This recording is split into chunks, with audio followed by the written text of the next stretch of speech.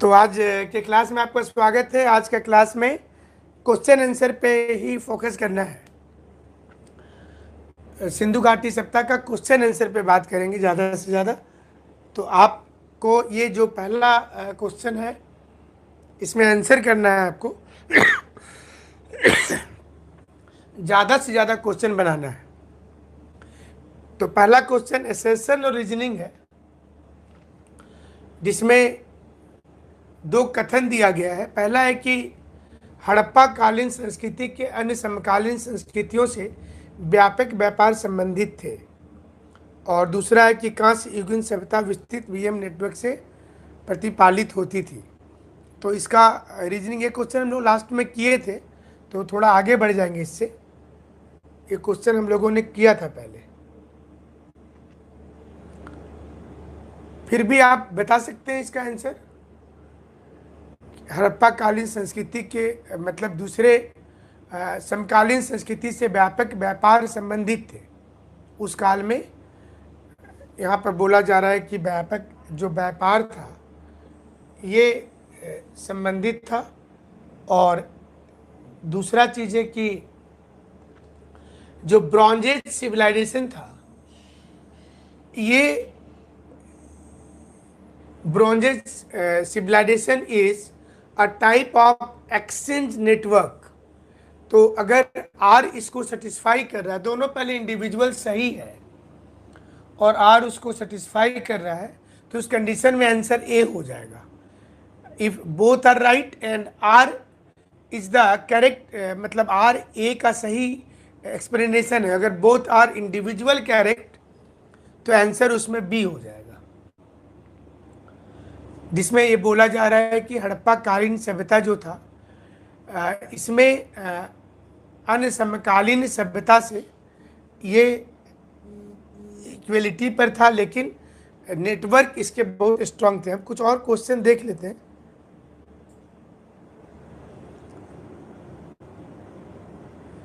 ये भी क्वेश्चन हम लोग पहले कर लिए थे क्या? थोड़ा सा आप लोग बताएंगे।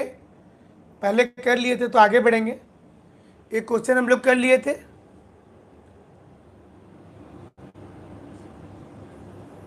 निम्नलिखित स्थल में से किस एक स्थल की खुदाई प्रस्तर युग से हड़प्पा संस्कृति और निरंतर वास और सांस्कृतिक विकास का प्रमाण देती है? अगर हम लोगों ने ये भी क्वेश्चन कर लिया है, कर लिए थे क्या? ये भी क्वेश्चन कर चुके थे। जो क्वेश्चन कर लिए हैं उसमें हम लोग आगे बढ़ जा रहे हैं, ताकि आपको जहां तक से नहीं हुआ है।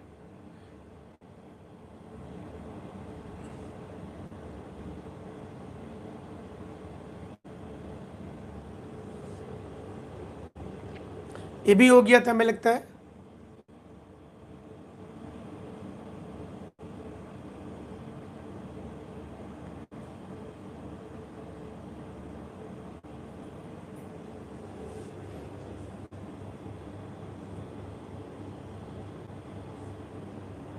ये क्वेश्चन भी हो गया था क्या?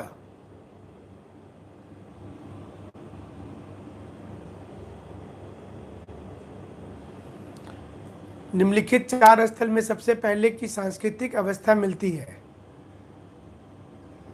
बनवाली, कोडीजी, सुरकोटदा, मेहरगढ़। ये सारे क्वेश्चन हो गए थे क्या? हमको उतनी जानकारी नहीं प्राप्त हो पा रही है।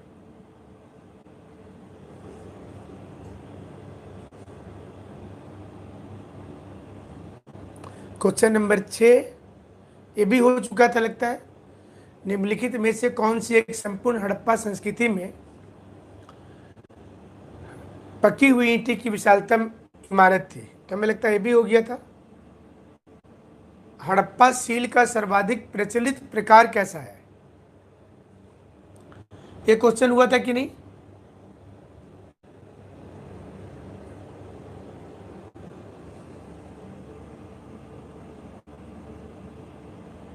इस क्वेश्चन को देखिए।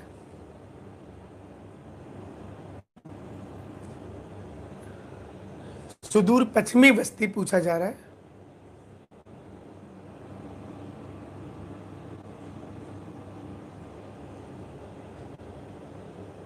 7 नंबर नहीं हुआ था? 7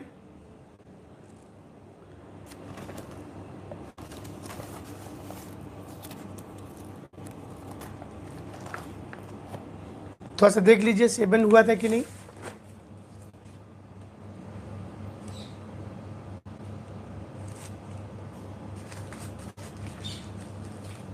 सेवन का आंसर क्या होगा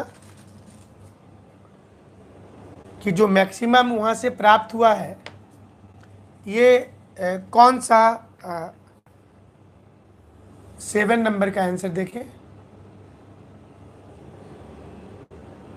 अधिकांश जो सील प्राप्ति हुई है सर्वाधिक प्रचलित प्रकार इसमें से कौन सा था?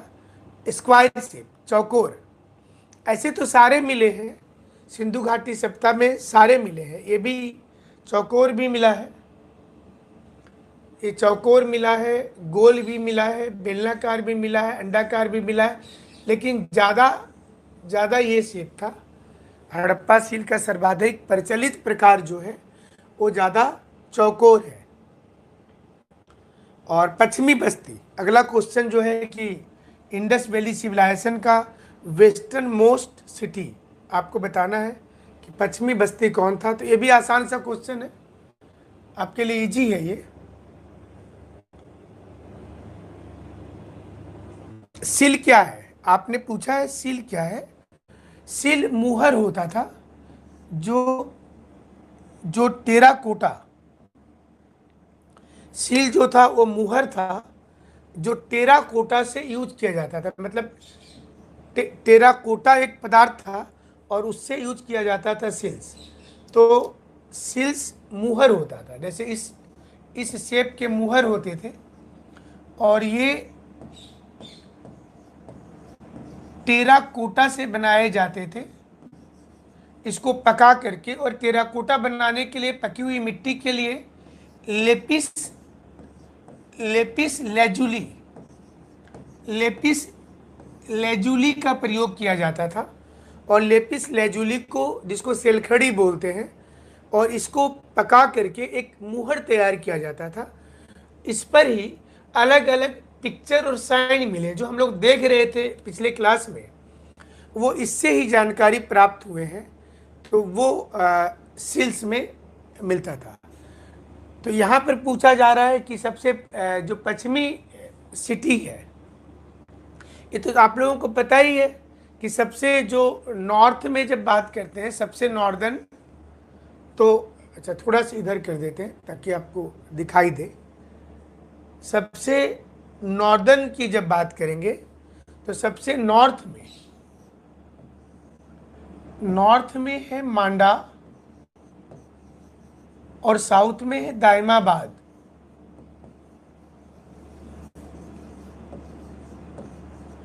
ईस्ट में है आलमगीरपुर और वेस्ट में है सुतका गेंडर। ये 4 एक्सट्रीम सिटी है सिंधु घाटी सभ्यता के। और चारों की नदी से भी क्वेश्चंस आते हैं।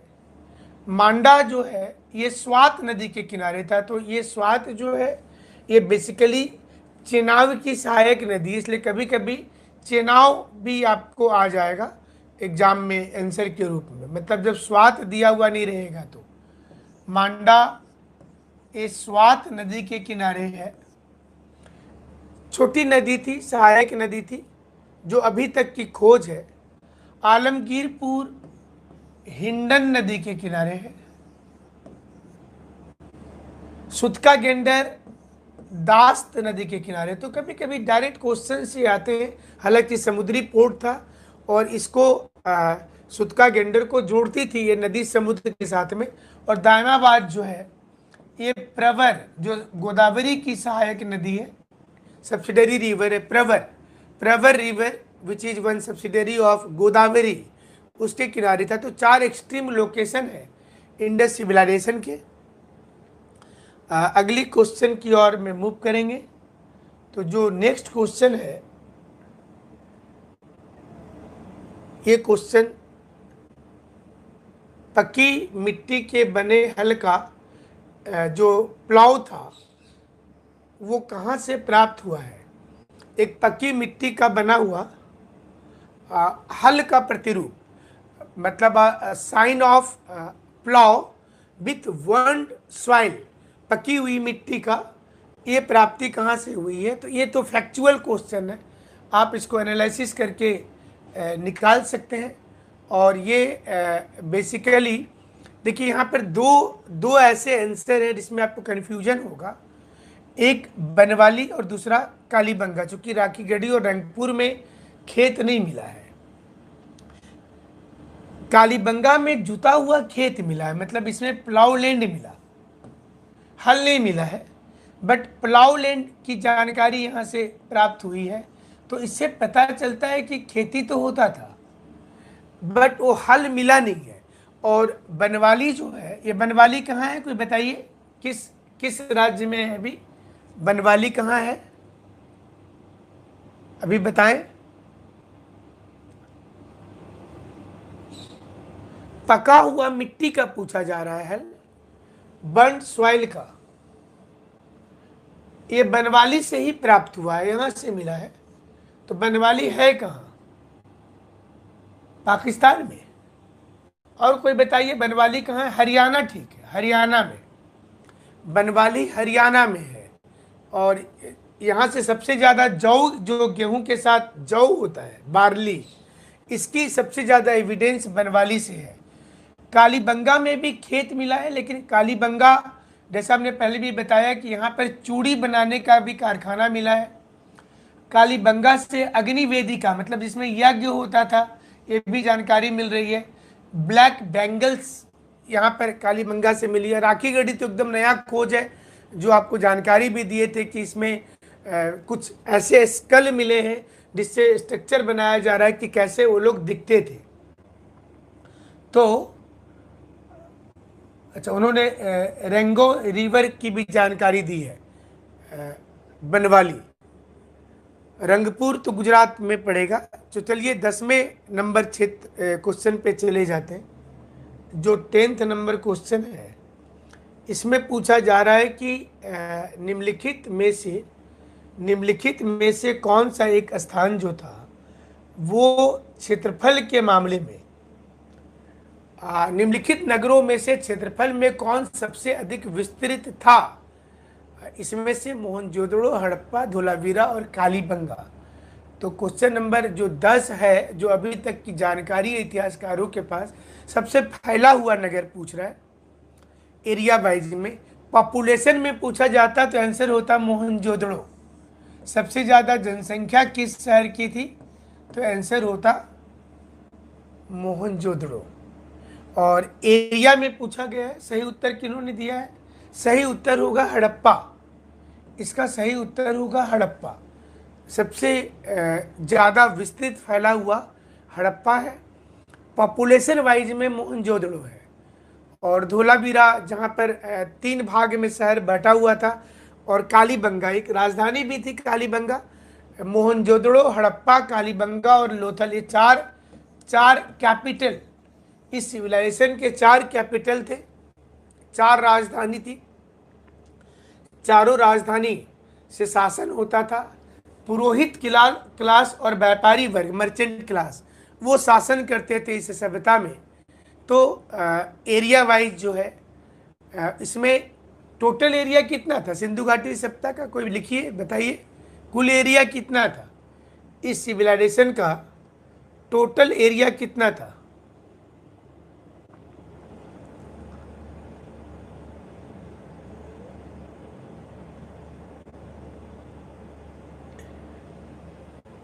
Total area Indus valley civilization का टोटल एरिया कितना था? थोड़ा कोई बताएं। 12,99,600 स्क्वायर किलोमीटर, ठीक लिखे हैं। अच्छा, भारत का टोटल एरिया कितना है अभी? इंडिया का टोटल एरिया कितना है? वो तो ठीक लिखा है, जिन्होंने भी लिखा, सोमनाथ नाम था। 12,99,600 स्क्वायर किलोमीटर। इंडिया का भी टोटल एरिया क्या है भारत का वर्तमान में?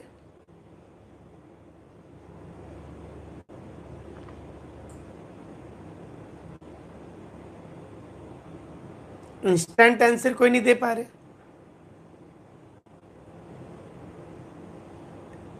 कोई जल्दी से लिखिए। इंडिया का टोटल एरिया कितना है? 32,83,000 गलत हो गया। ये वाला सही उत्तर आया वशिष्ठ नारायण का, 32,87,263, 3287263 स्क्वायर किलोमीटर।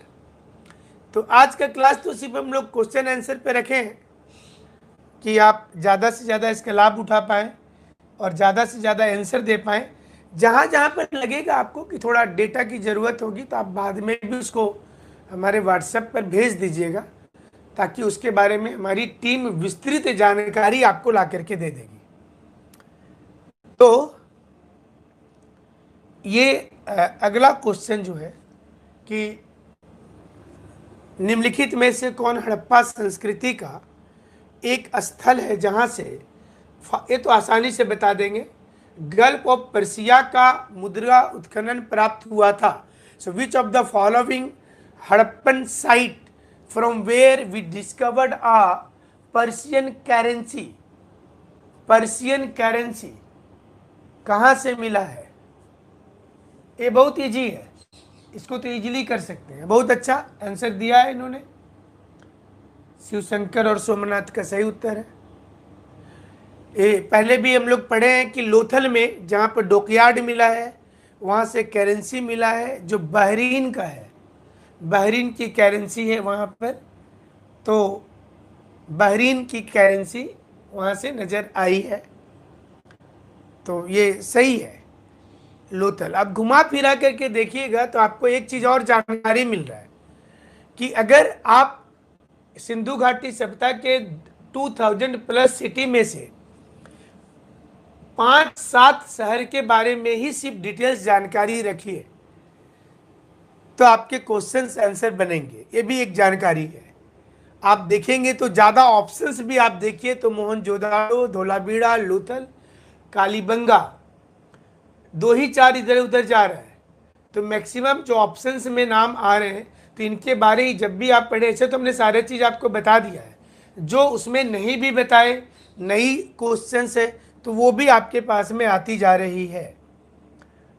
आमरी संस्कृति, ये भी मैप में दिखाए थे आपको आमरी, अगर याद होगा किसी को तो आप बताइए कि आमरी संस्कृति जो है, क्वेश्चन नंबर 12 जो है वो, ये ऑप्शन बेसिकली सिंध होना चाहिए।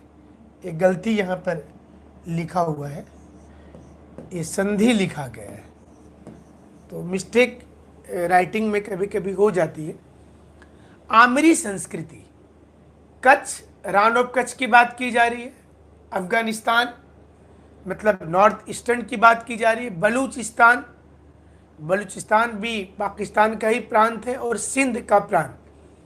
ये 3 में से किस लोकेशन पर आपने, अगर मैप में आपको दिखाया गया था आमरी, तो आमरी की संस्कृति आपने कहाँ पर देखा था? रान ऑफ कच्छ में बता रहे हैं क्वेश्चन नंबर 12 के लिए। याद कीजिए पुराने क्लास का, जिसमें आमरी संस्कृति दिखाया गया था। हड़प्पा काल के पहले आमरी कल्चर डेवलप हुई थी। ये आमरी कल्चर कहाँ थी?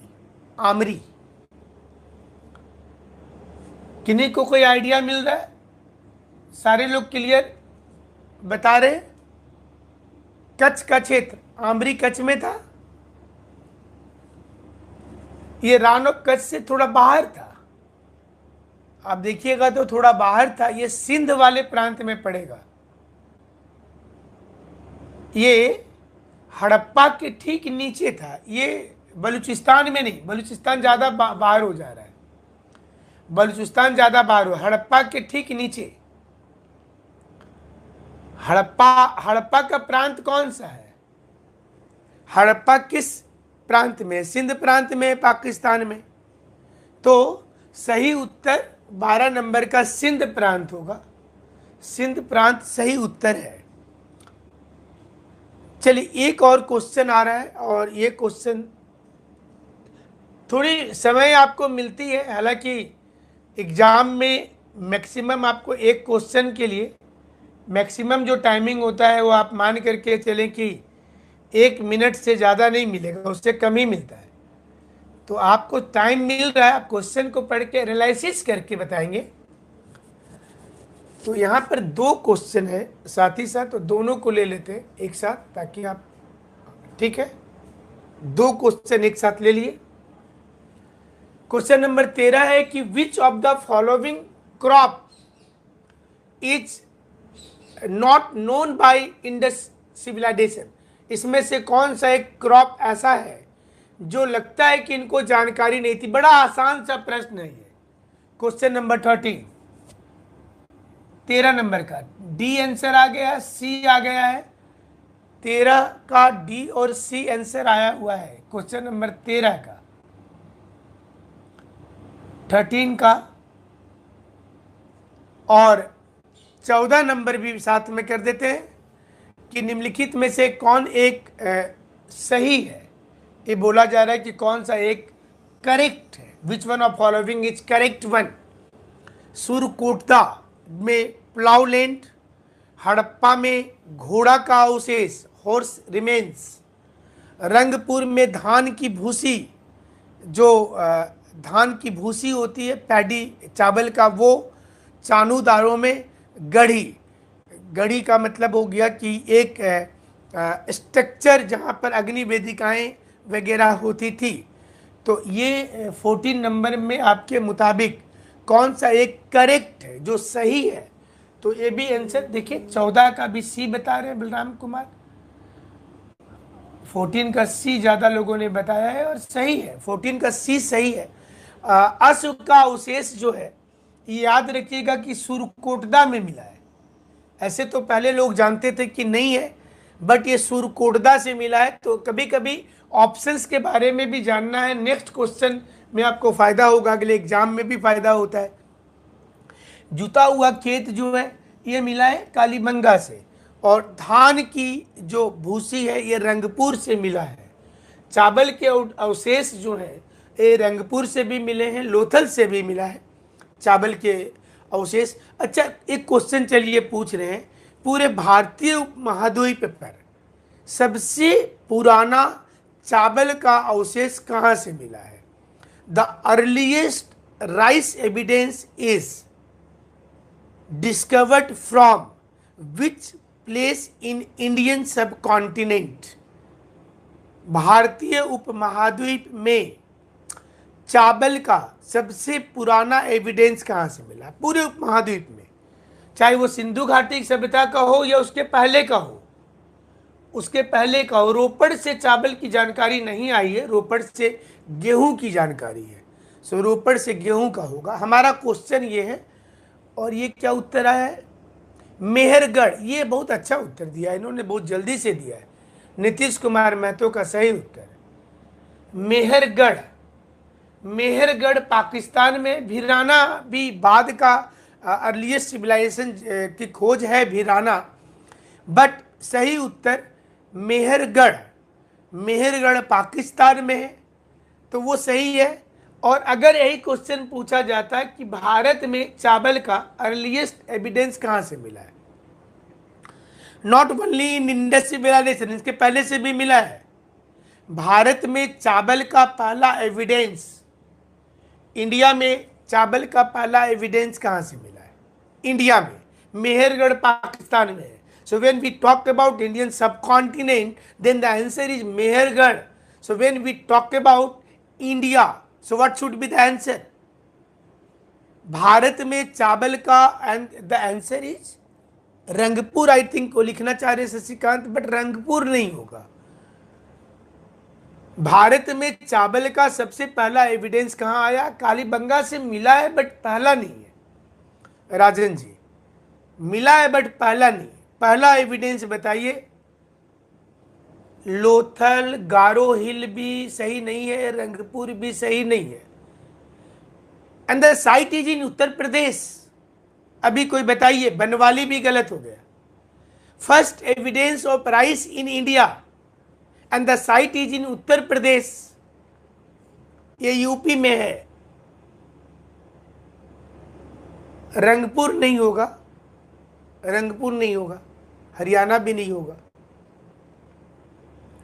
आलमगीरपुर भी नहीं होगा। आलमगीरपुर चूंकि ये तो सिंधु घाटी का साइट है, इसके पहले सिंधु घाटी से भी पहले चावल की जानकारी भारत के लोगों को थी, और वो साइट का नाम बताना है। एंड द साइट इज बेलन वैली। बेलन वैली ये उत्तर प्रदेश की एक छोटी नदी है, बेलन घाटी। भारत में चावल का पहला एविडेंस बेलन घाटी से मिला है, और अगर इन सिंधु घाटी सप्ताह की बात करें तो लोथल से मिला है पहला एविडेंस, सबसे पुराना भारत में सिंधु घाटी सप्ताह वाला में, और इंडियन सब कॉन्टिनेंट पर मेहरगढ़। तो चलिए आगे बढ़ते हैं। काफ़ी कुछ आप लोग तो जानते भी हैं, और ठीक है, अच्छी बात है कि जानकारी है। तो 2 क्वेश्चन अभी आया है हमारे पास यहाँ, और ये 2 क्वेश्चन में देख लेते हैं। पहला क्वेश्चन है, हड़प्पा संस्कृति के बहुसंख्यक मुहरे निर्मित हैं। अच्छा, ये तो आप बता सकते हैं कि क्वेश्चन नंबर जो 15 आ रहा है यहाँ पर, कि most of the seals is made of. और देखिए, जब 2 ऑप्शंस टकराते हैं, सो वन ऑप्शन इज पक्की मिट्टी से सिंपली बना है, या कोई प्राचीन वस्तु से बना है। अकीक भी एक बनाने के लिए यूज होता था मुहर, और एक सेलखड़ी जिसको इंग्लिश में लेपिस लेजुली बोलते हैं। So what should be the answer? अभी इसके पहले हम लोग किए थे ना, ये तो बन जाना चाहिए, आसान सा प्रश्न है। 15 का ज्यादा अभी बताए थे ना इसके पहले डिस्कशन में, कि वो ज्यादा लेपिस लेजुली का यूज हुआ है। डी सही है। किस वस्तु का निर्यात मेलुहा से होता था जिसकी हड़प्पा संस्कृति के क्षेत्र के रूप में पहचान की जाती है? थोड़ा सा ऊपर कर देते हैं क्वेश्चन को। ये क्वेश्चन बोल रहा है कि which of the following is taken as a export variety and from Meluha. So you have to just know about Meluha. Meluha किसको बोलते थे? जो जानकारी है आपके पास उसके अनुसार में मेलुहा किसको कहा जाता था? और यहाँ पर आप देखें तो ऑप्शन में है काली लकड़ी, हाथी का दांत, सोना और शीशा। थोड़ा सा दिमाग लगाएंगे, आंसर आएगा इसका। थोड़ा सा दिमाग लगाइए, ABCD में से क्या होना चाहिए?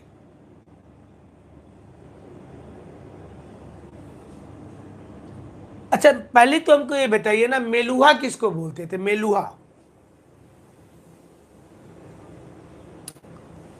मेलुहा किसके लिए जिक्र हुआ है? The word Meluha is used for, कोई पहले ये बताएं। मेलुहा शब्द का लोथल, ये सही बोले हैं इन्होंने। अभी आपको एनालिसिस टेक्निक से भी सीखिए। तो मेलुहा मतलब हो गया लोथल, इसका मतलब हो गया लोथल। ये बोल रहा है क्वेश्चन कि अभी इसमें से क्या नहीं होता था, ये पकड़ लीजिएगा तो आंसर आ जाएगा। क्वेश्चन पूछा है कि which of the following item जो यूज फॉर एक्सपोर्ट था, इज फॉर एक्सपोर्ट, निर्यात होता था, ये आइटम की निर्यात होती थी। तो which of the following item is taken as a export?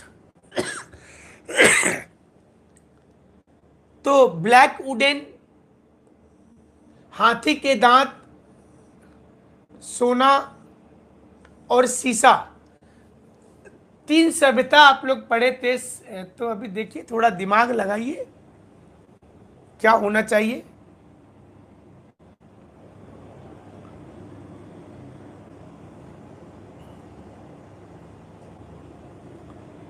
ज्यादा लोग डी पे स्ट्रेस डाल रहे हैं। 2, 3 और 4, हाथी का दांत, सोना और शीशा। शीशा का ज्यादा प्रयोग मेसोपोटामिया में होता था, इसको ध्यान रखिएगा। शीशा का ज्यादा प्रयोग मेसोपोटामिया में होता था, यहां नहीं होता था। यहां से एक्सपोर्ट करने की जो बात आती है, इसमें शीशा नहीं होगा। लेड का एक्सपोर्ट लोथल से नहीं होता था। जो एक्सपोर्ट होता था उसमें काली लकड़ी होती थी, हाथी का दांत होता था और सोना होता था। क्योंकि ये तीनों की अर्लीस्ट जानकारी भी हमारे वहां से है, इसलिए शीशा नहीं था। तो आप यहाँ पर ये तीनों में ऑप्शंस में शीशा है, तो क्या नहीं होता तभी अगर आप पकड़ लेंगे एक चीज को सिर्फ, तो आंसर पे जा सकते हैं। तो चलिए अब अगला क्वेश्चंस की ओर मूव करते हैं। कुछ नए क्वेश्चंस भी आते हैं, क्वेश्चन नया नया सॉल्व करने से भी थोड़ा फायदा होता है, लेकिन चैप्टर को पढ़ने के बाद, बिना चैप्टर को पढ़े हुए अगर आप बनाइएगा तो थोड़ा उसमें कभी कभी मूड अपसेट हो जाता है। ऐसा कभी कभी स्टूडेंट के साथ हमने देखा है कि तैयारी करते समय पहले तो वो पढ़े नहीं है अच्छा से, और किसी ने उनको एक अगर सेट आसान सा पकड़ा दिया, अभी सेट आसान पकड़ा दिया, तब तो फिर आपकी बहुत खुशी हो जाएगी। हमको याद है कि हम लोग जब तैयारी किया करते थे, तो उस समय में हमारे जो बैचमेट थे उसमें से 1-2 लोग ऐसे थे, जब हम लोग शाम को बात करते थे कि आप एक सेट में आप कितना बनाते हैं, तो कोई बोलता था, अभी एक कैंडिडेट ने बोल दिया कि 100 में से हम 95 बना लेते, 95 बना लेते हैं, एक सेट में 95 बना लेते हैं। तो हम लोगों को लगा कि ये एक सेट में 100 में 95 बना लेता है, और हम लोग तो मुश्किल से 50 भी नहीं पहुंच पा रहे। तो इतना अच्छा तैयारी किया, जबकि उससे बातचीत करने में लगता था कि ऐसी तैयारी नहीं है इसकी। तो हम लोगों ने जब उसकी क्वेश्चन पेपर देखी, तो सारे लोग हंस हंस के लोटपोट हो गए, चूंकि उसके ऑप्शंस ही ऐसे थे कि उस ऑप्शंस में कोई भी धरती का आदमी सही कर देगा। तो डिपेंड्स अपॉन द ऑप्शन। अभी जैसे मान लीजिए कि उसमें ऑप्शंस कैसे रहता था कि निम्नलिखित से में से कौन सा एक भारत का उपग्रह है, पृथ्वी का उपग्रह है, सैटेलाइट ऑफ अर्थ। अब उसमें ऑप्शंस में अगर चंद्रमा है, तो उसमें ऑप्शंस कैसे देता था, चंद्रमा, फंद्रमा, लंद्रमा, तो उसमें तो कोई भी लिख देगा ना। अगर ऑप्शंस ऐसे बनाए जाएंगे कि इसमें से किस किस नदी के घाटी में चावल के अवशेष मिले, और ऑप्शंस में आपको सिंधु, फिंदु, जिंदू दे दे, तो कोई भी सही कर देंगे। तो सेट कैसा है, कुछ कुछ मैगजीन के सेट इतने खराब होते हैं कि उसमें आपका मतलब अननेसेसरी का लगेगा कि 100 में हम 97 कर रहे हैं, 98 कर रहे हैं। लेकिन जो वाकई में यूपीएससी लेवल का सेट होता है, तो उसमें कुछ क्वेश्चंस जो होते हैं बहुत बहुत टिपिकल, मैंने आंसर को क्लोज किया जाता है। आंसर जितना नजदीक होगा आपके लिए वो इतना आसान होगा जितना क्लोज आंसर होगा। तो वैसे क्वेश्चन से डरना नहीं। कभी कभी ऐसा होता है कि तैयारी करते समय 100 क्वेश्चंस को लेकर के बैठे हैं, और हो सकता है कि आपका 30 सही हुआ हो, 40 सही हुआ हो, बट नर्वस नहीं होना है, क्योंकि अगर लेवल अच्छा है क्वेश्चन का तो स्कोर कम होगा, बट वो फायदा करेगा। कम स्कोर जरूर होगा लेकिन वो फायदा करेगा, आने वाले समय में आपको फायदा हो जाएगा। और उसके ऑप्शंस पर भी आपको ध्यान देना है, और उस समय में कोशिश करना है। जैसे आप लोग जब पढ़ाई करते हैं, तो यहाँ पे दिया हुआ है कि हड़प्पा वासियों को कौन सा एक ज्ञात नहीं था, तो आपने सिर्फ उसको टिक कर देते हैं और आप याद कर लेते हैं।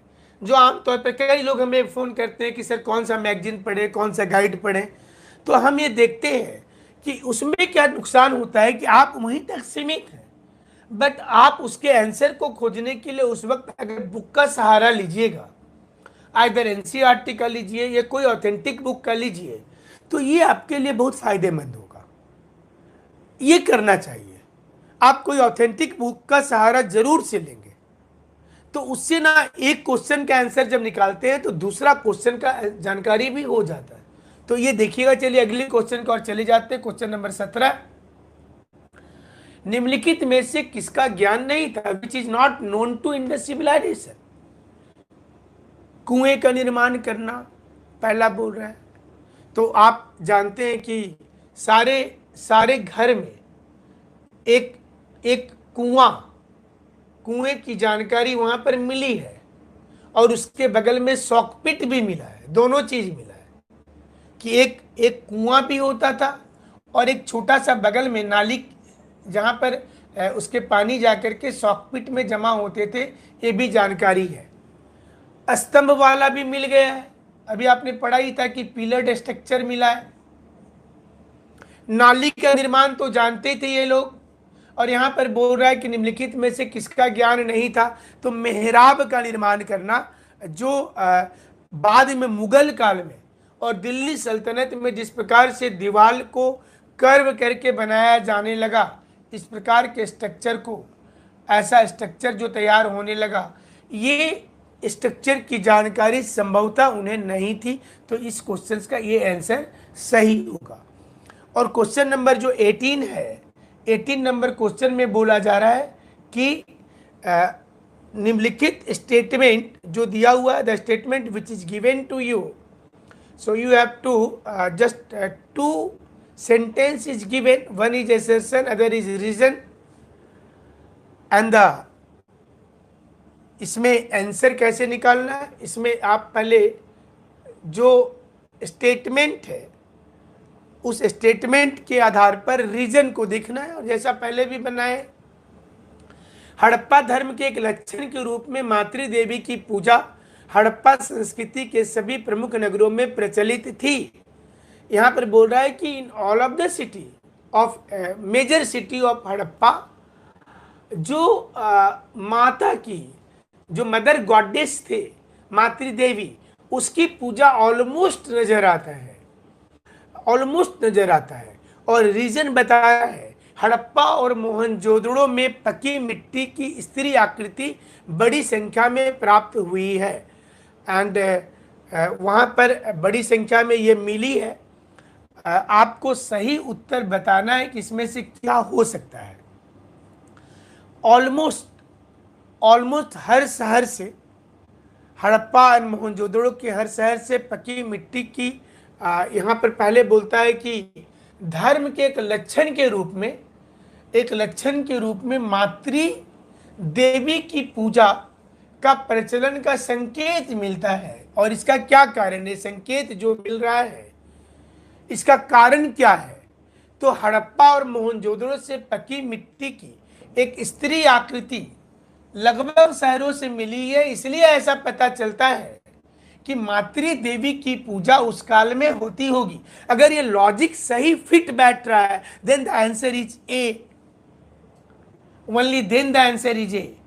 अगर ये दोनों इंडिविजुअल फिट है, अलग अलग है, तो ज्यादा लोगों ने ए लिखा भी है, काफी लोगों ने ए सही उत्तर होगा, क्योंकि ये जानकारी इसलिए मिल पा रही है कि पकी मिट्टी की स्त्री आकृति बड़ी संख्या में मिली है, और इसलिए हम लोग ये चीज को बोल रहे हैं कि लगभग शहर में मातृ देवी की पूजा होती थी, अधिकांश शहरों में होती थी, इसलिए हम लोग बोल रहे हैं इसको। और जैसा हमने लास्ट क्लास में आपको बताया भी था कि कुछ ऐसी भी आकृतियां नजर आई हैं सिंधु घाटी सभ्यता से, जिसमें नदी के बगल में एक मंदिर का निर्माण दिख रहा है, उसके सामने एक प्रांगण भी दिख रहा है, खिड़की में दिया जलाने की भी संकेत मिल रहे हैं, और एक वीणा, जो वीणा होता है, इसकी भी आकृति नजर आती है। इसलिए माता सरस्वती की कृपा की पूजा, माता सरस्वती की पूजा के बारे में सोचा जाता है कि उनकी पूजा शुरू हो गई थी इस काल में। वीणा की आकृति वाला फोटो मिस्र में भी मिल चुका है, इजिप्ट की सभ्यता में भी मिला है। हालांकि वो इतिहासकारों के बीच ही मतभेद चलते रहता है कि उन सारी सभ्यताओं में शुरुआत करने वाले किस धर्म के अनुयायी रहे होंगे। क्योंकि सारी चीज कॉम्प्लेक्स में मिली है, तो उसलिए उनके बीच में एक विवाद ये चलता रहता है। अलग अलग इतिहासकार उसको अपने हिसाब से बताते हैं। तो क्वेश्चन नंबर 19 में है कि हड़प्पा कालीन ताम्र रथ, अच्छा कॉपर का एक जो रथ होता है कॉपर का, ये प्राप्ति कहाँ से हुआ है? कुणाल, राखीगढ़ी, दामाबाद, थोड़ा ये अलग है। हड़प्पा कालीन ताम्र रथ, मतलब ये थोड़ा लीक से हट कर के क्वेश्चन है, एकदम डिफरेंट है क्वेश्चन, कंप्लीट फैक्चुअल है। तो ऐसे क्वेश्चंस पर आपको बहुत ज़्यादा ब्रेन अगर नहीं जानते हो तो एग्जाम में छोड़ देना है इसको, है ना। और ये सही उत्तर इसका दामाबाद है कि एक ताम्र रथ की प्राप्ति हुई है। फैक्चुअल है, नए खोज जब होते हैं, कोई चीज़ें आती हैं तो एग्जाम में उस वर्ष अलग कोई कमीशन में, चाहे उत्तर प्रदेश में, बिहार में, या यूपीएससी में, या बीपीएससी में कहीं पूछा जाता है। हमारी टीम ये क्वेश्चन रिसर्च करके आपके लिए लाती है। तो अलग अलग एग्जाम में आपकी वो टेंशन नहीं कि कहाँ क्या पूछा जा रहा है, उसके लिए हमारा टीम बैठा हुआ है। कहाँ पर क्या क्वेश्चंस बार बार पूछा जा रहा है तो आप तक वो आ जाएगा। निम्नलिखित में से कौन सा एक हड़प्पा नगर का सर्वाधिक इंपोर्टेंट लक्षण है, पूछा जा रहा है। विच of the following is a important character. तो यहाँ पर आपका कंफ्यूजन भी होगा क्योंकि सारे कैरेक्टर होंगे। इसमें पूछा गया है कि सबसे इंपॉर्टेंट कैरेक्टर कौन सा है, इंडस वैली सिविलाइजेशन का एक इंपॉर्टेंट कैरेक्टर कौन सा है? विशाल आकार में शहर का होना, लार्ज जो टाउनशिप था वो टाउनशिप का फैलाव हो जाना, which one of the most important character, बड़े बड़े बिल्डिंग होना, विशाल इमारत होना, योजनाबद्ध विन्यास, अब एक प्लांट डेवलपमेंट होना, और चौड़ी सड़क, जो ब्रॉड रोड था, चौड़ी सड़कें होना। आपको क्या लगता है कि सबसे मोस्ट कॉमन जो सभी शहर में मिला है वो कौन सा है? जो सभी शहर में मिला है वो कौन सा है?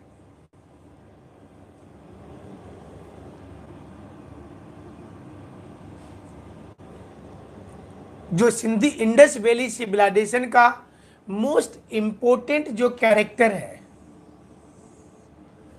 ये प्लांट विन्यास, योजनाबद्ध विन्यास का मतलब हो गया कि एक प्लानिंग में डेवलपमेंट करना। आप देखेंगे अधिकांश शहर में कब्रगाह कहाँ बनाया गया है, बड़े लोगों का रहने का कहाँ है, दो भाग में किला बटा हुआ है। अधिकांश किले जो हैं वो दो भाग में बटे हुए हैं। तो ये जब आप जब चौड़ी सड़क बोलते हैं या विशाल इमारत या विशाल आकार बोलते हैं, ये लाइन में ये सारी चीजें आ जा रही हैं। जब आप प्लानिंग डेवलपमेंट बोलते हैं तो इसमें तो चौड़ी सड़क इंक्लूड हो गया कि एक मेन रोड भी होता था और एक साइड रोड भी होता था, एक दूसरे को देखिए, दैट इज प्लानिंग। शहर में किलाबंदी की जाती थी, पश्चिमी सिरे पर बड़े लोग रहते थे, पूरब में छोटे लोग रहते थे। ये तो उस सारे शहर में पता चल रहा है। इसलिए ये आंसर होगा कि योजनाबद्ध तरीके से एक प्लान्ड सिटी के रूप में ये था। निम्नलिखित में से किस धातु का प्रयोग हड़प्पा वासियों ने संभवतः नहीं किया है? तो किसका किसका किया है आप तो जानते होंगे। तो किसका किया है पहले ये जानना है कि किसका किया है, और तब बता पाइएगा कि किसका नहीं किया है ना। विच of the following metal is not used by Harappans? Copper. अभी आपको इसमें से जो दिया उसमें से खोजना है उत्तर, इसमें से खोजना है तो आसानी से खोज लीजिएगा। इस ऑप्शन से खोजना है। तो कॉपर तो उनको जानकारी था, कॉपर का जानकारी था तभी ना कांसा बनाए होंगे। तो कॉपर की तो जानकारी थी। गोल्ड का अर्लीस्ट एविडेंस मिला है, और चांदी का भी अर्लीस्ट एविडेंस है। कांसा तो वो जानते ही थे। तो जो ऑप्शन आ रहा है, हालांकि टीन की भी जानकारी उनको थी, लेकिन लोहा की जानकारी का कोई स्रोत अभी तक नहीं आया, इसलिए ये ऑप्शन गलत हो जा रहा है। कभी कभी ऐसी प्रॉब्लम आती है एग्जाम में कि एक ऑप्शन साथ में लगेगा कि टीन भी तो जानते ही थे वो लोग, तो टीन ना जानते तो लोहा की तो कोई जानकारी नहीं आ रही है। इसलिए आपको वैसे कंडीशन पे भी पकड़ना है एग्जाम में कि किसकी जानकारी थी और किसको आप नहीं जान रहे थे। तो जो नहीं जानते तो उसके साथ में अगर एक जानते वाला का ऑप्शन दिया हुआ है तो उसको आप अलग कर देंगे तो आंसर वहां भी आ जाएगा। नेक्स्ट है कि संदर्भ संस्कृति के विषय में निम्नांकित किस वक्तव्य की न्यूनतम संभावना है। अच्छा, which of the following is not acquainted with the Indus civilization. कौन सा एक ऐसा लाइन है जो सिंधु घाटी सभ्यता के बारे में उतना ज़्यादा महत्व नहीं रखता है, ये पूछ रहा है क्वेश्चन। पहला है कि इंडस वैली सिविलाइजेशन जो है कालीबंगा संस्कृति से शुरुआत होता है। इसका पहला सेंटेंस ये बोला जा रहा है कि इसकी शुरुआत कालीबंगा संस्कृति से हुआ। दूसरा है कि इसका उदय, ये जो सभ्यता था ये सिंध बलूचिस्तान की संस्कृति से हुआ। तीसरा है कि सोथी कल्चर का ही ये अगला रूप है, सोथी कल्चर का। और चौथा है कि ये संदर्भ संस्कृति कहीं भी ग्राम संस्कृति की अवस्था से गुजरे बिना सीधे एक नगर संस्कृति के रूप में प्रकट हुई। मतलब पहले रूरल हुआ तब अर्बन में गया, ये लाइन का मीनिंग ये हुआ। अभी इसमें बोल रहा है कि मिनिमम पॉसिबिलिटी, क्योंकि ये तो संभावना पे ही बात हो रही है। मिनिमम पॉसिबिलिटी किसकी है? जिसकी संभावना सबसे कम नजर आती है कि इंडस वैली सिविलाइजेशन।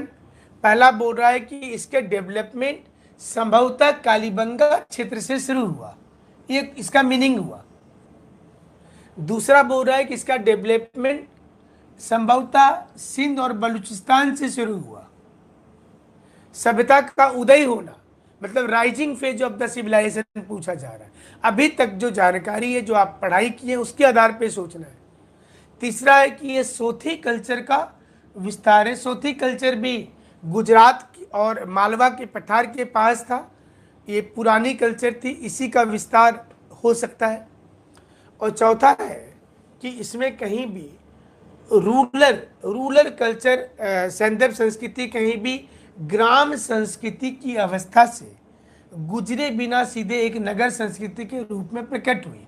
तो इसकी क्या संभावना कम है कि पहले बिना रूरल में गए डायरेक्ट अर्बन हो जाना। ये बोल रहा है कि ये एक लाइन है कि रूरल में गया होगा पहले और उसके बाद ही वो शहरीकरण की ओर में विकसित हुआ होगा।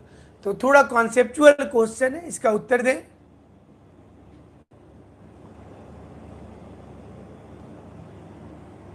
क्या उत्तर इसका देना चाहते हैं आप लोग विचार करने के बाद?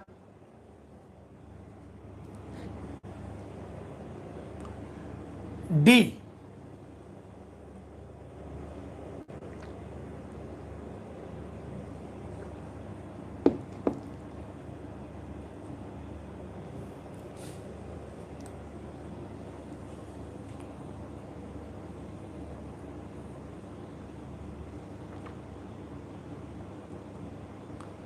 इसमें ज्यादा देखिए, इसमें कॉन्सेप्चुअल था बहुत ज्यादा। ये तो सही लाइन है, गलत नहीं है। इंडस वैली सिविलाइजेशन में तो रूलर के बाद ही अर्बन हुआ है। रूलर तो प्रारंभिक अवस्था में रहा है वहां। बट आप देखेंगे कि पहले सिंधु नदी कहाँ थी, जो हमने पहले भी बताया कि इतिहासकारों का मत है कि पहले ये नदी राजस्थान गुजरात के क्षेत्र में बहती थी, और मालवा का पठार जब उठा तब ये उधर गई, वेस्टर्न गई। तो हमने आपको बताया था कि सिविलाइजेशन में इनिशियल जो है सिविलाइजेशन का जो गढ़ माना जाता है वो सरस्वती और घग्गर हाकरा सरस्वती का क्षेत्र माना जाता है, जहां पर एक कालीबंगा है। तो यहां से हुआ, ये लगता है ऐसा, क्योंकि बाद में शिफ्टिंग हुआ है। और ये वाला लाइन को देखिए कि ये यहां से नहीं हो सकता है शुरू, क्योंकि सभी इतिहासकार का ये तर्क है कि ये सिविलाइजेशन जो है ये बाद में वेस्टर्न साइड गया है, ये बाद में गया, ये शुरू से वेस्ट में नहीं था, ये सिविलाइजेशन बाद में शिफ्ट हुआ है, ये जानकारी मिलती है। शुरू में नहीं था, ये बाद में पश्चिम की ओर में चला गया। जब इधर में ड्राई होने लगा तो वो यहां से उदय होने का चांस इसलिए नहीं है। बलूचिस्तान और सिंध में ये सभ्यता उदय होगा ऐसा प्रतीत नहीं होता है, क्योंकि पहले तो सारे साइट भारत में थे। आप आज बंटवारा के बाद में भले 1300 साइट उधर दिख रहे हैं, बट आप अर्लीस्ट साइट जितना भी पुराना साइट देखिएगा वो सारे साइट इंडिया में नजर आते, पुराना साइट उधर नहीं है। सारे नए साइट जो है, क्योंकि ये एक अलग बात है कि जब दो भाइयों ने 1853 में खुदाई शुरू किया था रेलवे लाइन के लिए, तो कुछ ईंटा के लिए उन्होंने थोड़ा दूर से मिट्टी निकालना शुरू किया कि इधर से कुछ मिट्टी ला करके रेलवे लाइन के किनारे लगाया जाए। और उसमें पता चला कि यहाँ पर एक बस्ती है, और जो बाद में हड़प्पा के नाम से जाना गया, जिसकी खोज शुरू हुई मैंने 1853 में पता चल गया था, लेकिन लगभग 70-80 साल के बाद 1921 में दयाराम साहनी ने उसकी खोज किया है। तो सही उत्तर इसका बी होगा, जिसकी न्यूनतम संभावना है, मतलब मिनिमम पॉसिबिलिटी जो है, ये वाला सही उत्तर हो। चूंकि ये लाइन गलत है, इसकी संभावना सबसे कम है, इस सारे लाइन में से इसकी पॉसिबिलिटी सबसे कम है कि सिंधु सभ्यता का शुरुआत सिंध और बलूचिस्तान से हुआ होगा। इसकी पॉसिबिलिटी कम है, सबसे ज्यादा कम है सारे लाइन में, इसलिए उसका होगा। तो कुछ क्वेश्चंस तो काफी अच्छे आपको मिलेंगे जिसको आप बनाएंगे। तो यही क्वेश्चन एज देते हैं परीक्षा में। आप कॉमन क्वेश्चन याद रखिएगा, एग्जाम अगर इजी हो तो इजी परीक्षा में ज़्यादा पढ़ने का ज़रूरत नहीं रहता है, उसमें तो सारे लोग पास करेंगे। तैयारी किए नहीं किए, कटअप बहुत हाई जाता है। रेलवे वगैरह में क्या कारण है कि 100 में 90 चला जाता है, और आईएएस में क्या कारण है कि 100 में 55 क्वेश्चन पे चले हर साल। यूपीएससी में 100 जीके में 55 में ही सिलेक्शन हो जाता है। अगर 100 में से आप 55 सही करते हैं तो होता है यूपीएससी में हर साल पीटी में, हर साल, एक साल की बात नहीं है। 55 में, कभी कभी तो 45 पे हो गया है, 45 पे 100 क्वेश्चन में 2 घंटे में जो लोग 45 सही करते हैं उनका सिलेक्शन यूपीएससी में हो जाता है। क्यों? इसका क्या कारण है?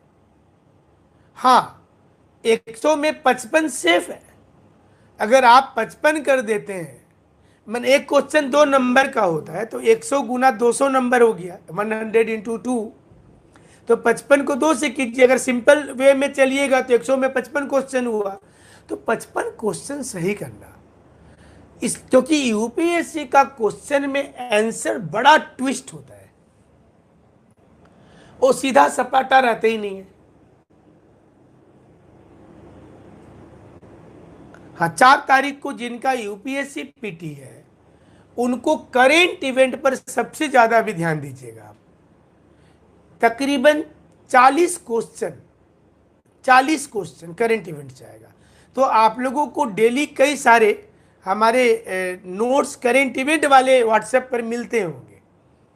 उसको जरूर देखिएगा। लास्ट 6 मंथ का करेंट इवेंट अगर योजना कुरुक्षेत्र पढ़ लेते हैं तो हो जाएगा आपका। और हमने जितना अभी तक अगर क्लास में जो हमने मैपिंग बताया था उससे कम से कम 7-8 क्वेश्चंस आपके लड़ जाएंगे। और अभी तो इतिहास शुरू किया, संविधान भी हमने बता दिया है पूरा, तो हमको लगता है कि आपकी बहुत फेयर चांस है क्वालिफाई करने की। क्योंकि अगर आप करेंट इवेंट में स्ट्रांग हैं, कॉन्स्टिट्यूशन में हमने जो बताया आपके 10 के 10 क्वेश्चन लड़ेंगे, 10 क्वेश्चन आता है संविधान से, हमारा दावा है कि 10 के 10 आपके आ जाएंगे। आप देखिएगा एग्जाम के बाद जो वीडियो हमने बताया है, लोग प्रशासन पढ़ाए तो और कॉन्स्टिट्यूशन और इतिहास तो अभी शुरू किए हैं। तो सिंधु घाटी से अगर क्वेश्चन आ जाता है तब तक वैदिक भी हो जाएगा, तो आपके पकड़ में आ जाएंगे। लेकिन ज्यादा इधर उधर का मत पढ़िए। आपका जो समय मिलता है, सरकार की योजनाएं, गवर्नमेंट के जितने भी कॉन्फ्रेंस हुए हैं, जो डेवलपमेंट हुआ है, रिसर्च एंड डेवलपमेंट हुआ है, कोई कानून की चीजें जो कंट्रोवर्शियल हुई है, सुप्रीम कोर्ट का जजमेंट आया है, अगर आप इन चीजों को फोकस करेंगे तो यूपीएससी का पीटी इजली होगा। और जिसको नहीं जानते एकदम रिस्क नहीं लेना है। कभी कभी क्या होता है कि आप 55 जान रहे हैं, बट आप रिस्क लेने के चक्कर में, ज्यादा के चक्कर में आपने 80 सही करने की कोशिश की।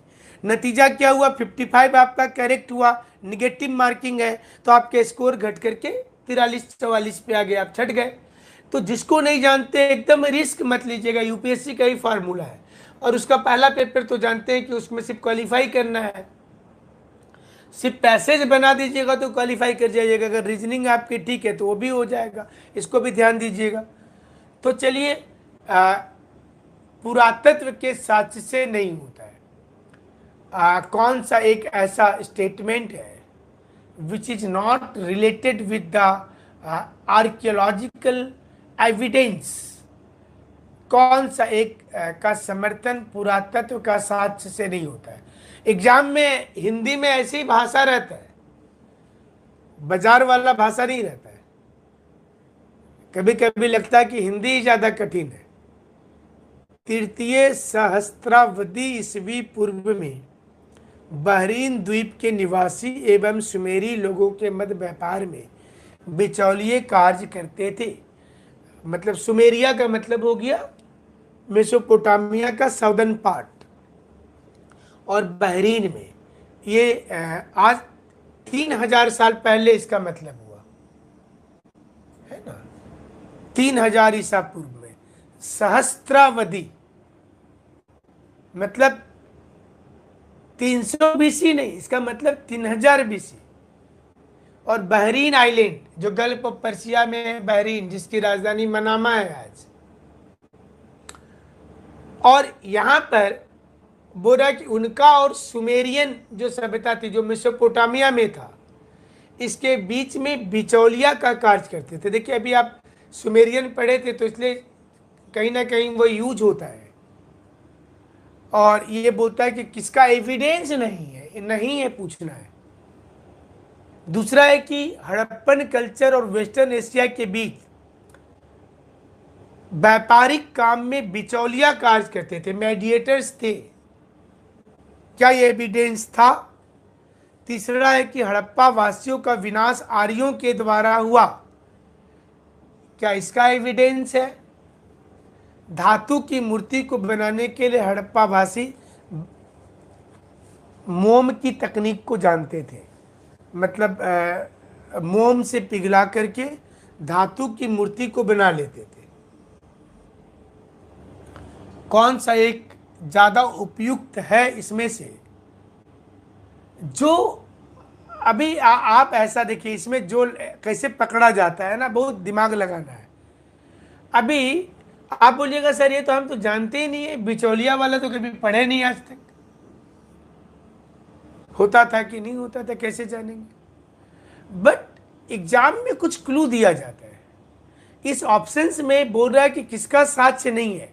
जो आपने पढ़ाई किया है फिलहाल, तो जो आपने पढ़ाई किया है उसमें से कौन सा लाइन ऐसा लग रहा है कि जिसको आप डिटरमाइंड रूप से जानते हैं। तो अगर वो पकड़ में आ जाता है, आप क्लियर कट किसी को जानते हैं और अगर वो पकड़ में आ जाता है तो आप बाकी आंसर में जान सकते हैं और एक नया चीज भी पता चलता है, ये भी जानकारी। तो देखिए, आपने बहुत लोगों ने बहुत सही ट्राई किया है इसका और सही उत्तर तक पहुंचे भी हैं कि इसके बारे में आप, इस लाइन के बारे में आप क्लियर है, इसके बारे में आप क्लियर है। हड़प्पा वासियों का विनाश आर्यों द्वारा हुआ था, इसके बारे में आप एकदम क्लियर है। क्या ये हुआ था? तो आप जानते हैं कि ये नहीं हुआ था, आप जानते हैं कि ये नहीं हुआ था, क्योंकि अधिकांश इतिहासकारों ने माना है कि हड़प्पा वासियों का विनाश या तो प्लेट टेक्टोनिक के चलते हो गया या नदी के शिफ्टिंग के चलते जो हुआ है, प्लेट टेक्टोनिक में ही आता है, या डिफरेंट सीजन के चलते हुआ, जो क्लाइमेटिक चेंज हुआ। अधिकांश लोगों ने, आपने पढ़ा, वो माना है। और यहाँ पर बोल रहा है कि आर्यों के द्वारा हुआ, ये सिर्फ एक इतिहासकार का मत था और वो भी मोहनजोदड़ो को लेकर के बोला गया था। तो ये तो आप क्लियर है कि ये गलत लाइन है। अभी यहाँ पर बोलता है कि कौन सा एक साक्ष्य नहीं है, तो ये वाला नहीं है। So the answer is C, ये नहीं है। तो जब ये नहीं है, इसका मतलब बाकी लाइन था किसी दूसरे एग्जाम में, वहां पर अब आपको ये तो जानकारी मिला क्वेश्चन पेपर बनाते समय कि बहरीन में और सुमेरिया में मेडिएटर्स आज भी हैं किसानों के बीच, व्यापारियों के बीच, और उस काल में भी रहते थे, ये भी जानकारी मिल गया। और उसी प्रकार से धातु की मूर्ति को बनाने के लिए मोम की तकनीक की जानकारी हो गई थी, ये भी जानकारी आपको मिल गया। सिंधु और वेस्टर्न एशिया में भी मेडिएटर रहते थे, ये भी ये सारा जानकारी मिल गया। तो ये क्वेश्चन को कभी कभी बनाइएगा, 4-5 नई चीजें पता चल जाती हैं, तो वो भी आप फायदा उठाने की कोशिश करेंगे। और भी क्वेश्चन है, आपको सिर्फ हम क्वेश्चन बाकी का शो कर देते हैं, किसको बनाना पड़ेगा, बाकी क्वेश्चन सिर्फ शो कर देते हैं तो काम हो जाएगा।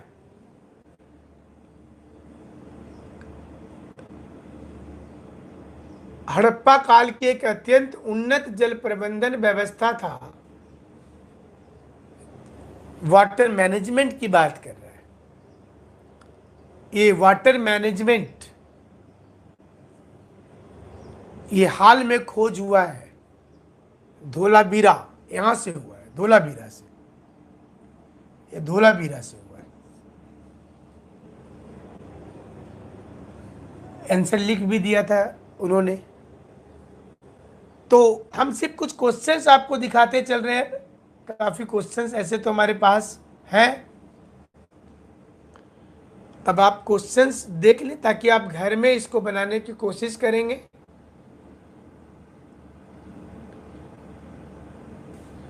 एक कांसे का रथ जिसमें 2 बैल की जोड़ी जुटी हुई है और एक नग्न मानव की आकृति चला रही है, मतलब ऐसा लगता है कि गुलाम कोई स्लेव चला रहा है। ये एक एविडेंस वाला था। हम कुछ क्वेश्चंस आपको बता देते हैं। हड़प्पा स्थल के समुच्चय से ऐसे ढांचे प्राप्त हुए जिनमें अग्नि वेदिका है। तो फायर जो ग्राफ है फायर रेक्टेंगल शेप में है, तो ये भी 2-2 शहर का मैचिंग है। यहाँ तांबे की एक मानव की आकृति निम्नलिखित में से किस स्थान के हुआ है, तो ये तो बता ही सकते हैं। आप लोग बाद में इसको देख लीजिएगा, बाकी क्वेश्चन हम जल्दी जल्दी क्वेश्चन पार कर दे रहे हैं। इसमें से कौन सा एक मोस्ट पॉसिबल है? द्रविडियन है, ये यहाँ के लोग संस्कृत जानते थे, ये पिक्टोग्राफिक वाले थे, सुमेरिया से संबंध था इन स्क्रिप्ट का, इनके स्क्रिप्ट के बारे में क्वेश्चन है। नेक्स्ट क्वेश्चन है, कब्रिस्तान में एच संस्कृति, एच लिखा हुआ, एच संस्कृति की साइन कहाँ से है? चानुदारो, हड़प्पा, मोहनजोदड़ो, कालीबंगा। हड़प्पा में कौन सा एक स्थान गुजरात में नहीं है, तो लोकेशन वाला है, आपसे बन जाएगा। ये इजी क्वेश्चन दिख रहा है। किस एक ने सिंधु लिपि के उद्घाटन पे काम किया है? अच्छा, which of one of the following is just, मतलब worked over the Indus script. Next question है कि परवर्ती काल मतलब the later phase of Harappan civilization, PGW मिला मतलब पेंटेड मैंने वैदिक काल वाला, पेंटेड ग्रेवेयर इसको बोलते हैं। रोपड़ भगवानपुरा, चलिए अभी तो वैदिक काल भी आने वाला और आप लोग अपने से कर लीजिएगा तो और अच्छा बात होगा। भगवानपुरा से जो चीजें मिली हैं तो ये लोग कौन थे, ये इंडस के साथ कभी संपर्क में आए थे या नहीं, उससे संबंधित है। अन्नागार, अन्नागार कहाँ था, नगर गढ़ी के अंदर रहता था, ये निचले स्तर पर था, नदी के किनारे था, ये नगर के पश्चिमी साइड में था। अब देखिए अन्नागार था तो ये भी क्वेश्चंस कितना क्लोज किया हुआ है। एक सभ्यता स्थल से प्राप्त एक एक एक मृदु भांड पर एक दृश्य अंकित है जिसमें चालाक लोमड़ी की एक कहानी है पंचतंत्र में। और ये चालाक लोमड़ी वाला जो कहानी है ये कहाँ से मिला है, मतलब वहां के लोगों को सारी जानकारी थी, इसका मतलब है। पालतू भैंस का भी एक उदाहरण आया है, पालतू भैंस का। मोहनजोदड़ो की मुहर पर किन किन देवता के पशु जो थे, किन पशुओं से गिरे होते थे, और ये है पुरातात्विक साक्ष्य से प्रकट की सिंधु घाटी सभ्यता के निम्नलिखित प्राचीन सभ्यता में संबंधित है। कहाँ से संबंधित है, ये है 39 में है कि मोहनजोदड़ो से प्राप्त पशुपति की मुहर पर कौन सा एक भगवान अंकित नहीं थे, कौन सा एक भगवान नहीं थे जो पशुपति से मिला है मुहर, उसमें पक्की मिट्टी से बने हल्की एक प्रतिकृति एक किस चीज की याद दिलाता है, वो कहाँ से मिला है ये आपको बताना है। चांदी का मुकुट, चांदी का मुकुट मिला है, मतलब आपको देखिए ऑब्जेक्टिव क्वेश्चंस भी बना लेने से मेंस के लिए काफी आपको मतलब मटेरियल भी मिल जाता है। चांदी का मुकुट कहाँ से मिला है,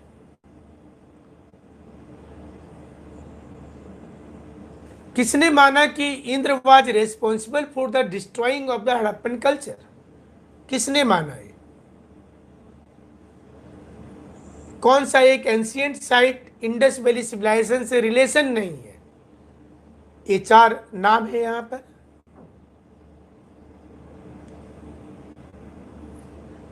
मोहनजोदड़ो जाने वाला पहला व्यक्ति कौन था, तो ये भी आप आंसर बना लेंगे। घोड़े की हड्डी अभी हाल में कहां से प्राप्त हुई है, पिछली कोई क्वेश्चन पे डिस्कस भी कर रहे थे हम लोग। चावल के प्रमाण हड़प्पा कालीन शस्त्रों से किस स्थान से, किस प्रदेश से मिले, इजी है। निम्नलिखित में से पाषाण काल पूरा स्थल से मृग श्रृंग के छल्ले की माला, मृग श्रृंग मतलब हिरण का, हिरण के सिंह का छल्ले की माला कहां से मिला है, ये आज ही के जैसा सभ्यता था, सारी जानकारी थी। तो सैंदव सभ्यता से संबंधित सर्वाधिक पूरा स्थल किस नदी के किनारे प्राप्त हुए हैं, सबसे ज्यादा पुरानिक स्थल किस नदी के किनारे है। हड़प्पा संस्कृति के निम्नलिखित स्थल पर रक्षा प्राचीर से निचले नगर का घिरे होने का स्पष्ट उल्लेख, मतलब फोर्टिफिकेशन की बात कर रहा है। तो इस सेट में 50 क्वेश्चन था। मांडा किस नदी पर स्थित है, देखिए यहां पे हमने बताया था ना एक सहायक नदी का, देखिए जिक्र भी आ गया यहाँ पर पहला क्वेश्चन में। 50 क्वेश्चन ऐसा से बनाइएगा, हमारे पास ऐसे लगभग 300 से 400 क्वेश्चन सिंधु घाटी सभ्यता से है, अलग अलग एग्जाम के आए हुए सारे प्रश्न हैं। तो उम्मीद करते हैं कि अभी आपकी बहुत हद तक जो क्वेरीज होगी समाप्त हुई होगी। अभी हम लोगों ने एक नया सिस्टम डेवलप किया है कि आपकी जो दिक्कतें होती हैं और आप सीधा कोई बातचीत भी करना चाहते हैं प्लानिंग को लेकर के, तो आप प्रतिदिन रात को 8 बजे से लेकर 9 बजे के बीच कॉल कर सकते हैं, जो नंबर आपके पास है, तो हमसे डायरेक्ट बातचीत हो जाएगी। 8 से 9 बजे के बीच में डायरेक्ट बातचीत आप रात के समय में, क्योंकि बाकी समय में आप कितना भी कॉल करेंगे तो हमसे बात करना मुश्किल होता है आपका, क्योंकि स्टाफ सारी चीज़ों को देखते हैं। उसी नंबर पर हमारे साथ बातचीत रात को 8 बजे से 9 बजे के बीच में होगी। और कहीं कहीं पर कुछ मैंने चूंकि ये भी चीज़ें सॉफ्टवेयर पर तैयार की जाती है, क्वेश्चंस नया बनाया जाता है। कोई भी मटेरियल जो आपको दिया गया है कॉपी पेस्ट नहीं है वो कहीं से, ना ही वो कोई दूसरा कोई कर सकता है हमारा साइड से, और ना ही आपका कोई क्वेश्चन कहीं से कॉपी पेस्ट है, ये कहीं पर है भी तो उसको बनाया जाता है सेल्फ। तो कहीं कहीं पर कुछ लिखने में कुछ प्रॉब्लम आ जाता है। हमारे पास कुछ कंप्लेन आए थे, जैसे चिन्ह वर्ड, जैसे देखिए यहाँ पर पाषाण काल में ये आकार होना चाहिए था, तो थोड़ा बीच में ऐसे कहीं कहीं पर कुछ शब्द में, जैसे सर्वाधिक, तो सर्वाधिक में ये ऐसे होना चाहिए। ये बेसिकली सर्वाधिक में ये जो र है वो सर्वाधिक ऐसे लिखा जाता है इस प्रकार से, ये बेसिकली ऐसे होता है। तो ऐसा संभव है कि कुछ शब्द में ऐसे दिक्कत हो गए होंगे कहीं कहीं पर, क्योंकि इतना बड़ा नोट्स बनता है हजार हजार पन्ने का, तो कहीं कहीं पर होता है। जैसे कहीं पर गलती से क्या होता है ना, चिन्ह बोलने के जगह में चीन लिखा जाता है। तो ये भी एक माइनर मिस्टेक है, जो टीम हमारी एक्सपर्ट्स टीम होती है, हालांकि ये मिस्टेक होनी नहीं चाहिए थी, फिर भी हमारे संज्ञान में वो आया है, हमारे पास आया है कि ऐसे कहीं कहीं पे क्वेश्चन में भी हमने देखा कि बना कहीं कहीं पर मुश्किल दिख रहा था, कुछ कुछ वर्ड में, सब जगह नहीं होगा। तो थोड़ा सा इनिशियल फेज में कॉपरेशन चाहिए, उसमें ज़्यादा इशू नहीं करना है, और हमें लगता है कि आपको फ़ायदा के लिए सारी चीज़ें हैं। तो ये चैप्टर तो समाप्त हो गया। ऐसे क्वेश्चन हमारे पास और है, तो बाकी क्वेश्चन अगर आपको सिर्फ डिस्क्रिप्शन बॉक्स में भेज दें या आपको व्हाट्सएप पर भेज दें, तो क्या इससे हो जाएगा, काम चल जाएगा, या क्वेश्चंस की व्याख्या करनी होगी, ये बताइए। इससे काम चल जाएगा या क्वेश्चन का व्याख्या भी करना पड़ेगा?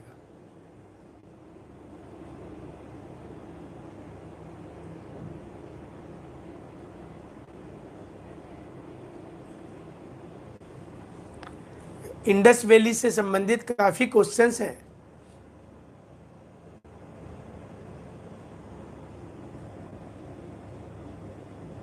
व्याख्या चाहिए, व्याख्या चाहिए होगा तो फिर इंडस पे एक क्लास और लेना होगा। फिर तो ये क्वेश्चन है, हमारे पास तो क्वेश्चंस और भी हैं, और अगर व्याख्या नहीं चाहिए होगा तो वैदिक शुरू कर देंगे। व्याख्या जरूरी है।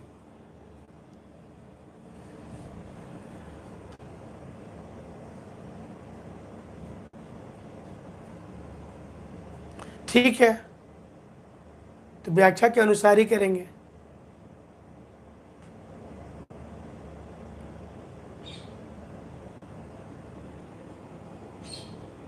ठीक है, सॉल्व करने के बाद भी आप लोग देखेंगे वो भी ठीक है। अच्छा, क्वेश्चन का डिस्क्रिप्शन चाहिए ना? चलिए, तो एक क्लास और जरूरत लगता है कि रहेगा, वो कर देंगे। हाँ, जरूरी तो है। ठीक है, फिर ये क्वेश्चंस को कम से कम बनाइए।